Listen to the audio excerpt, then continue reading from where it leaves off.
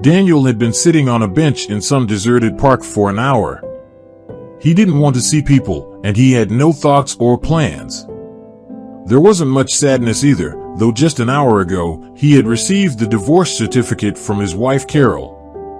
Just like that, 10 years of life together, even a kind of happy one, had gone to waste. He twirled the wedding ring on his finger. It would not come off. Where the finger had grown over the years, or whether his hand was now swollen, he had no particular grudge against his wife, though. Yeah, she cheated, she laughed and not just left. She went to the other side of the world, took her son away, Ryan. That's bad, go and see him now. You can communicate with him with the current level of technology, even see each other, which is not bad. It is terrible separation, perhaps forever, with his own child. Carol could not have fallen in love with someone local, as if by spite. Honestly, and because she herself understands that she did a nasty thing, turned her whole life upside down, tried to justify herself. He never really loved me anyway, she feels. And by what measure does she measure true love? As much as he could, he loved her. He married her, not someone else. Well, yes, there was the one he loved more, but there really wasn't love there, but something much more serious. But Carol didn't know that. He and Daniel had met after the disaster he'd been through, after he'd broken up with Jessica. He wasn't sitting on the bench like that, no, even though they weren't married or living together or having kids, they just loved each other like crazy. And then she told him that she was leaving, that she didn't love him anymore, that they needed to part as friends. So, Daniel was quite prepared for a divorce from the woman who had been his wife and mother of his son for 10 years. And he didn't love Carol that much either. His sad thoughts were interrupted by a thin, frightened voice. "Uncle, help me, there's my mother, I think she's dying." Daniel looked around. A girl about 5 years old, really frightened and in tears, said, "She's there, she fell," the little girl said. The man stood up. "Take it easy, we'll fix it." Now, he took the girl by the hand and followed her. The girl was really scared, and besides, she was well-dressed and well-groomed. And as it turned out, she did not deceive him. Behind the bushes, not far from the bench, lay a young woman. Daniel walked hurriedly over, knelt beside her, and took her hand, trying to feel for a pulse. "What's wrong with Mom?" He turned to the girl. "Does it happen to her a lot?"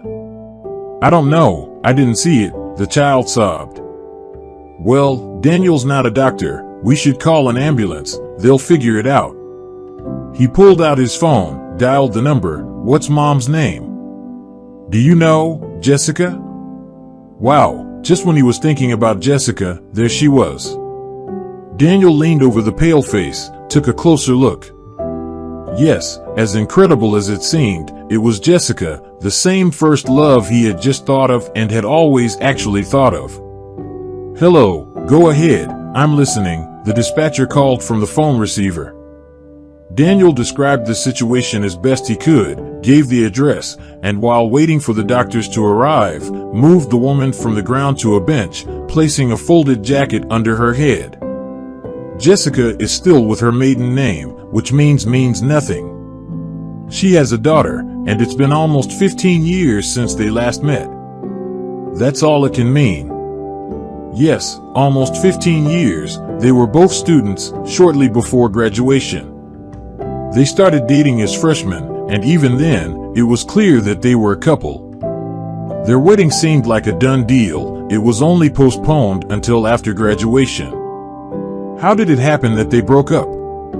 Who could steal Jessica's heart? Herself and the happiness of the one who loved her so much. She hadn't even graduated. She left before Christmas to visit her parents in her provincial town and never returned. Daniel received from her only a belated postcard in which his beloved and careless handwriting wished him love and happiness and informed him that she was getting married. There was no explanation, no clarification of the relationship. Daniel then almost went crazy with grief, gave up everything, immediately went to get Jessica in her town. The address for parents remained to be found out. He arrived, but of course, no beloved there. Her mother said that her daughter had married some unconditionally good man and left somewhere in the south of the country, where they were going to buy a house by the sea. Daniel begged for the address, but the woman refused. "I don't know, honey, she doesn't even really know where they're staying yet. And don't look for them, don't embarrass them, don't torture yourself, they love each other, go home, boy, you'll find someone else." So he left. He almost dropped out a few months before graduation. He lay for days on end, burying himself in a dusty mattress. He wanted to kill himself or run after some unknown place, look for Jessica there, drag her back however he wanted to, even if he had to force her back, tie her up. And then he let go of the situation. He finished university and moved on with his life, as if nothing and no one had ever been around. He had no friends, no girlfriends, looking for someone else was out of the question. He just lived his life. He worked where he was hired and ate what he was given in the canteen. That's how Carol found him. She didn't seduce him. She didn't try to get something. She picked him up like a stray dog. And they were having a good life until it suddenly occurred to Carol that her husband didn't love her, and he did. Well, he didn't forget Jessica, especially since he had never spoken out loud to his wife about his first love. She probably didn't even know about Jessica. They lived well. He did not drink. He worked hard, provided for his family. And he was so happy when his son was born, and Carol, all of a sudden, she started to think about something. Daniel had his suspicions about his wife's fidelity, but he did not pay much attention to it, especially since there was nothing definite about it. And when Carol said last year that they were sending her on a business trip abroad for a year, he wasn't too upset either. It was only later, after seeing his wife off, that he suddenly realized how bad and lonely it was without her. It was just the two of them. Ryan cried at first, waking up at night, calling for his mother. But he kind of got used to it. Daniel, on the contrary, felt freer at first and then suddenly realized how much he missed her. They communicated via video link, and quite often, they talked well, like husband and wife. "I love and miss her, everything as it should be." For the winter vacations, she started inviting her son to visit her, to see the world. Ryan was delighted. "Daddy, I'm going, I miss my mom." So what? He let his son go, of course, because he was going to see his mother. And then he got the message that Ryan got there all right, everything is fine. But he would not go back because Carol was going to divorce and marry someone else. All this is mostly for the sake of the child's happiness, but Daniel had nothing against his son's happiness, but he wasn't going to just give up either. He went straight out, bought the tickets, and took the first flight out to pick up his son, but also to see his wife, to look her in the eye and find out what the problem was. He looked and found out she had found herself a beau who was much more promising than her husband. Well, yeah, Ryan's going to have a much more serious opportunity. "Why didn't you tell me right away?" While the tales of love and heartfelt longing over a video link, he asked Carol bluntly. "How could I have said so bluntly? Would you let your son go to me then?" "Never, and I wish Ryan well. A divorce can be arranged without my presence." Daniel came back, left his son in that new rich, seemingly trouble-free life. He filed for his divorce, and now he's a free man. And on the day of the divorce, he met his first love again, already a stranger's woman, someone else's mother, probably someone else's wife, though living under the maiden name. The ambulance arrived quickly. Jessica had to be rushed to the hospital. The girl, "Where to?" asked Daniel. "Where to?" "Home, of course. We're taking the mother to the emergency room. The baby can't go there." "Are you the father?" "No, I'm just a passerby." "Where am I going to take the baby?" "Well, I don't know. Don't hold up, young man, tell her. The woman's been seen to the hospital. Here's the address. Hold the baby, she's on our way." The baby was sobbing hysterically, grabbing the stretcher.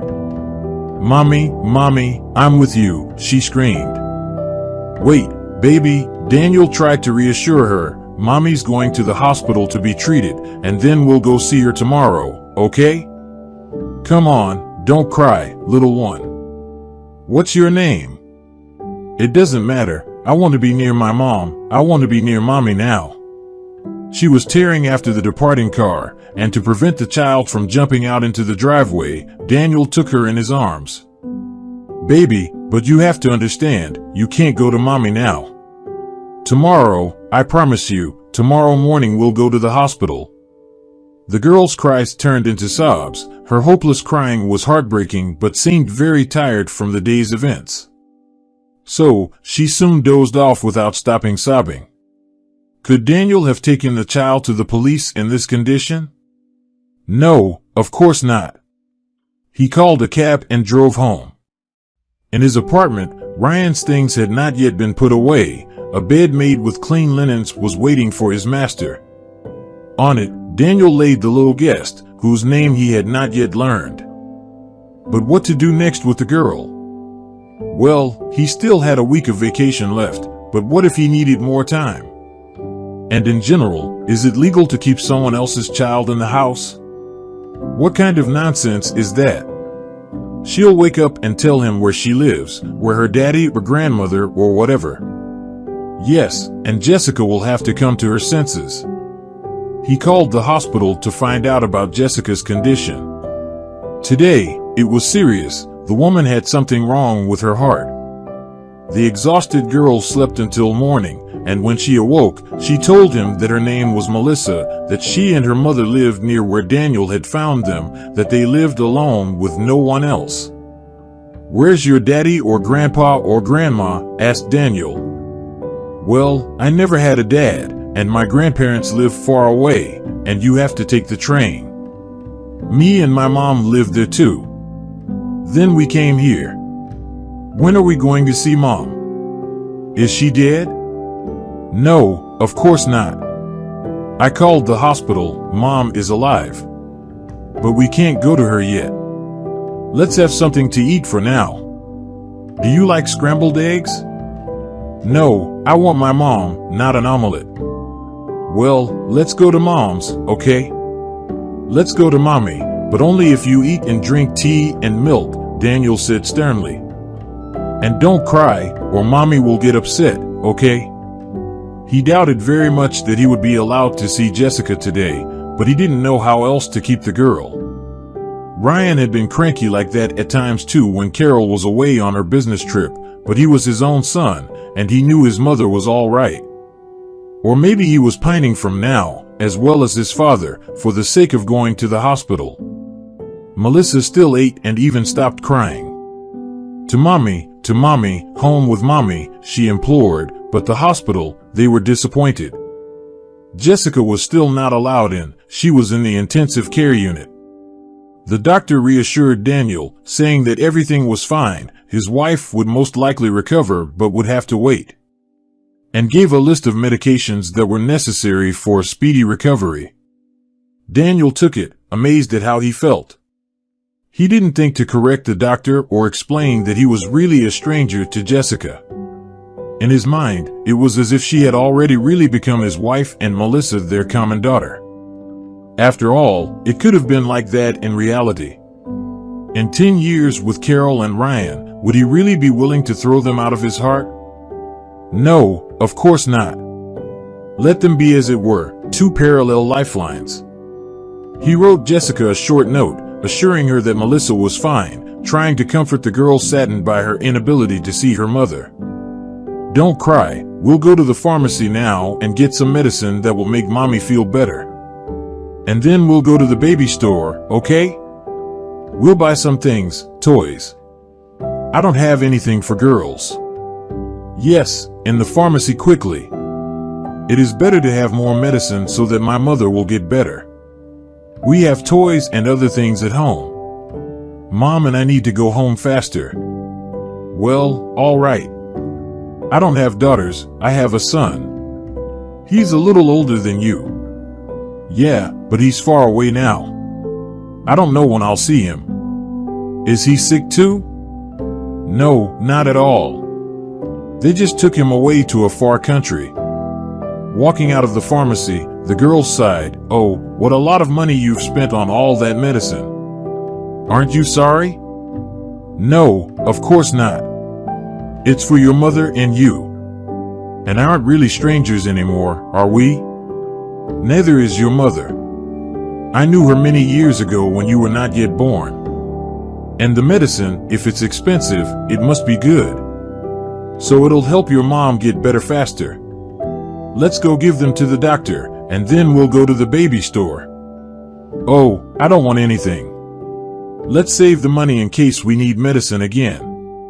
They did go to the baby store, but not only did Melissa not ask for anything, she also persuaded him not to buy her anything. I have everything at home. After all, my mother and I are going back there soon. Don't think I'm little. I'm 6 years old. Soon, I can do my own laundry, and I don't really need toys. I can watch TV too. I wish my mother would get better soon. Jessica really got better soon. She was transferred to the general ward and allowed visits. Going to the hospital, Daniel admonished the girl, "Honey, just please be calm. Don't rush to your mother. Don't think about crying, okay? Calmly come over and give her a hug and a kiss, and then talk to her, or she'll get all excited again and get sick. All right? I'll act like that. Come on, let's go quickly." And Daniel thought of the encounter he would have with the one he couldn't forget. How would this meeting go? The main thing was that they wouldn't be able to talk properly. Melissa would be around all the time. But what will they talk about?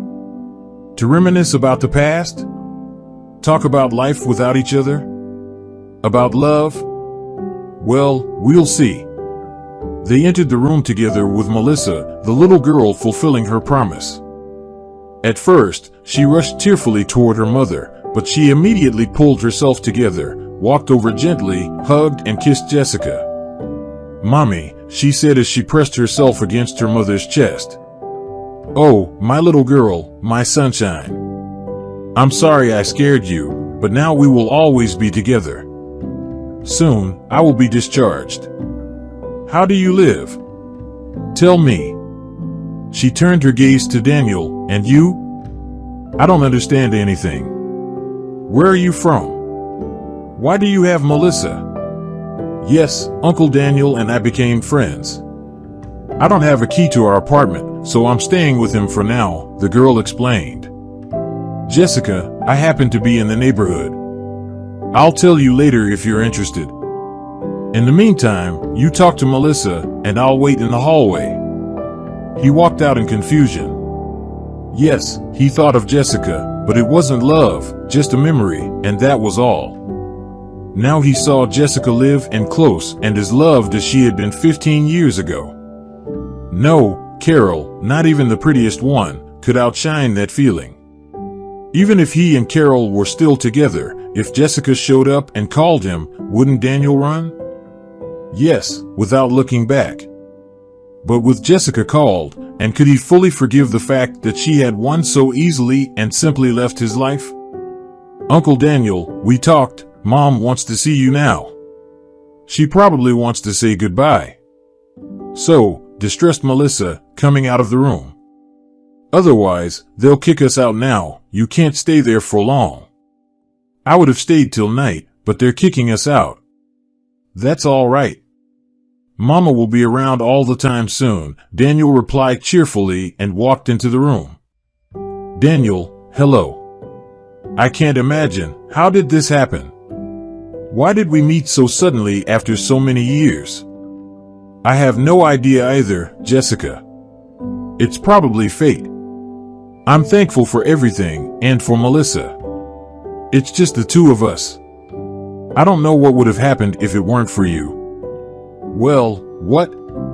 Someone else would have met. Why talk about it? You just get well as soon as possible. The doctor said it's all due to severe fatigue and nerves. So rest, be calm, and do not worry." "Yeah, I don't know about that. So much trouble with this disease, but that's okay. I really have to get better." "What about your husband? Can't he help? Jessica just waved her hand without answering. It was clear, though. I'll be out of the hospital soon, I guess. You stay with Melissa, she likes your place. I like it with her too. I live alone for now. He didn't want to go into details, and Jessica didn't ask him anything.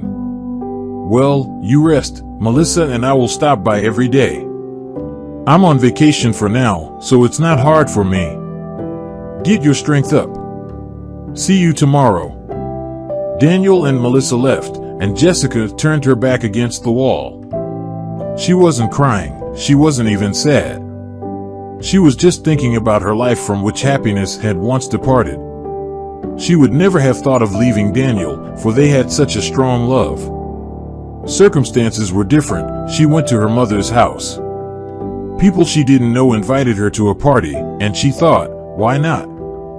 The fun, carefree time as a student was about to end, and adult life was about to begin. Why not take one last walk? But she was inexperienced at this. Apparently, she drank too much and came to her senses in bed with a man whose name she did not know. In the morning, she was almost crazy herself. She had cheated on Daniel. What was she supposed to do? Should I go back and tell him? Would he forgive her? Would you forgive? She asked herself. No way, or I love him, and he loves me, he will forgive me. But no matter what, there will be no trust. She could have said nothing. How would her lover have known? But after a few days of doubt, it turned out that night was not without consequences. Jessica had been infected. No, it wasn't the worst disease, but for a girl inexperienced in such matters, it was a disaster. She felt vile, someone whose companionship was deadly to those around her. Terrified, she ran away from home, lying to her parents about her marriage. She did not go to another city but to a school friend who worked as a nurse in a hospital. She was the only one she trusted with her secret. The friend waved her hand. You're like a little kid, what's the big deal? A disease, a few shots, and you'll be fine. It'll soon go away and be forgotten. Jessica took a course of treatment, but it was impossible to forget, to get back on track. The girl could not go back to the way she was. She could not admit to her lover what she had become through her own fault. She decided to just go away, where no one would know her, and try to get on with her life. Several times she was going to write a letter to her lover, but gave up the idea. So she lived with the consciousness of her depravity and the end of life, shunning men. She got a job in a small town. She lived trying to forget the past and saw her future as joyless and lonely. The affair with a married man on a business trip was casual and unexpected, with no follow-up. But as a result of several dates, Jessica realized that she was pregnant, and so, Melissa, her mother's only source of happiness, was born. When the girl was 3 years old, Jessica decided to move to the city where she was happy. Yes, Daniel lived there, but she was no longer afraid to meet him. Surely, he was married and happy. He had forgotten all about me long ago. And even if we accidentally met, it would only end with meaningless words. And so they met, but what happens next? Nothing, apparently. She should not be thinking about happiness and love, but about how to solve her problems because of her illness. She has probably lost her job, which means she has lost the apartment she used to rent. Melissa is a poor girl. She has suffered so much because of her mother's illness, and how much more she'll have to go through because of its consequences. Meanwhile, the time of discharge from the hospital is approaching. Daniel brought Melissa to see her mother every day. When the weather was nice, they would go for a walk in the hospital yard and have a quiet talk about the past. One day, Daniel looked at Melissa running between the trees and said painfully, "It's like everything has worked out just the way it was dreamed. We're together, walking with our little daughter. Hey Jessica, how did we manage to lose such love?" "It wasn't us, it was me," the woman replied and looked away. Calmly, she explained the reasons for her disappearance. "Jessica, honey, and you kept quiet. You didn't believe me that much? How could you? The stunned man exclaimed. And there you go.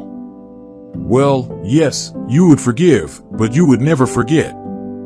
No, I did the right thing, no matter what. You have no idea what it was like for me, and I have no idea what it was like for you. Why? Why would you do that? Well, you wouldn't have said anything. You'd have been cured, and you'd have come back. I wouldn't have known. We'd have been happy, you know? I don't know what would have happened, but I wouldn't have Melissa, and you wouldn't have Ryan. You'd have kids, but different ones. Yeah, Ryan. He's not with me anyway. Anyway, never mind about that. You're getting discharged tomorrow. Honestly, how are you feeling? Are you feeling any better?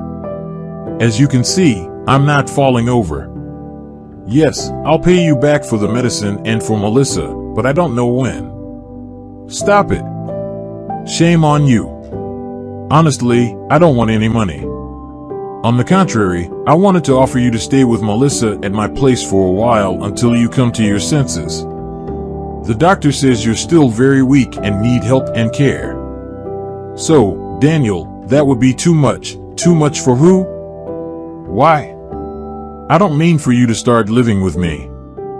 But since help is needed, including material help, yes, I'm sorry, I should have said that.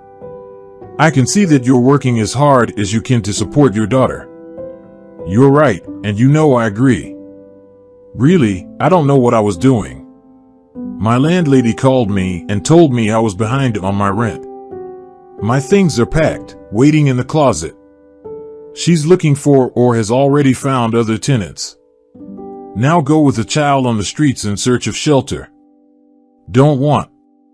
So they did. After Jessica and Melissa were discharged from the hospital, they moved in with Daniel. Of course, they both had thoughts that they had not met after all these years for nothing, that they had moved in together for a reason. It was difficult to start over with a relationship that seemed to have ended forever. But the feelings remained, so they soon became a real and very beautiful couple again. It was clear to everyone around them, and even little Melissa, who had never had any men in her life before, understood.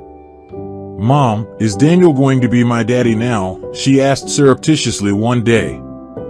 Wait, honey. I don't know yet. Would you want him to be? Yes, very much so. He's nice.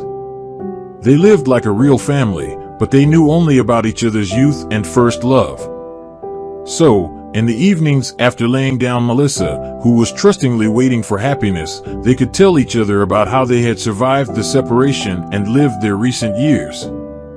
And it seemed that they lived everything again, but no longer alone. This went on until one day Carol arrived to finish some business.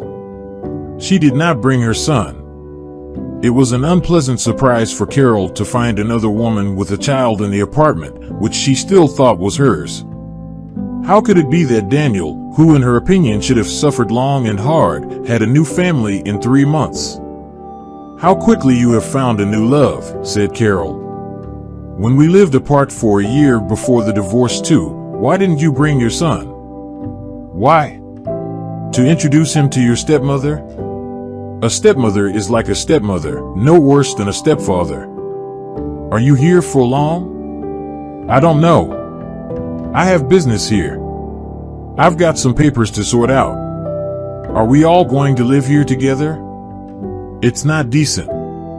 You're not my wife. You can get a hotel room if you're so concerned about decorum. Don't get your hopes up. I really miss you. I really miss you. The dry and different tones suddenly changed to a gentle one. Daniel didn't immediately realize that it was Jessica who had entered the room. In front of her, Carol decided to change her style of communication with her ex-husband. Dinner is ready. Please come to the table. Jessica, said she, was tense, feeling insecure in front of Daniel's ex. Are you the housekeeper here, sweetheart? Well, yes. It's hard for a man alone. Thank you for looking after Daniel, Carol said and went to the kitchen. Jessica is my future wife and first love. I thought I told you, Daniel informed her. I don't recall, replied Carol with a slight frown. Over dinner, she picked at her plate, told her how she made this or that dish, pointed out Jessica's mistakes, and prompted detailed instructions on how to take care of Daniel. He needs special care here. We have lived with him for 10 years in love and harmony, right, honey? All right, that's enough of the squirming. Melissa, let's go to the bedroom and eat in there, Daniel said angrily. Oh yeah, I want to see how you two set up our bedroom too. The bed is the same, but the linens, Carol kept up. You'll see everything later. Leave us alone for now, the door slammed in her face. Carol tossed the fork into the sink in frustration. Yes, she had lost Daniel forever. But she continued to love her ex-husband. Was he to blame for her decision to leave forever, decided to compensate for her lack of affection with financial security? Perhaps she was wrong, but there was no going back. Daniel had at least suffered for her. If he'd been glad to come, it would have been easier. And if he had fallen at her feet, begged her to come back, she might have agreed. She might have. But there would be nothing. Now she's superfluous in her ex-husband's life. All right, we'll see about that. Will this Jessica stay long? Thought Carol angrily. First love. How love may be first love, but a wife is second. I'll get back at her. Daniel left for work in the morning. The women stayed in the big apartment with Melissa. Carol paid no attention to the girl, and Jessica was constantly rude. How would you like me to be here, Jessica? As hostess or guest? Look, Carol, we're both guests here. You're not a wife anymore, and I'm not married yet. So we're on equal footing, except for the fact that Daniel invited and brought me here himself, and you showed up uninvited. So act as you like. It doesn't matter to me. I'm frankly looking forward to your departure. And that's something you can't wait for, replied Carol aggressively. Everything in this house is done by me. When I want to, I'll leave, and if I want to, I'll stay. We'll see about that. Jessica shrugged. Oh, Mother, it's got so bad when that woman arrived, Melissa whispered in her mother's ear. I wish she would go away. Carol was in no hurry to leave. Eventually, Daniel himself began to hint that it was time for her to see her son left in a foreign country with strangers. I communicate with him by video link. All is well there, Carol answered. But such strange cohabitation finally bored Jessica.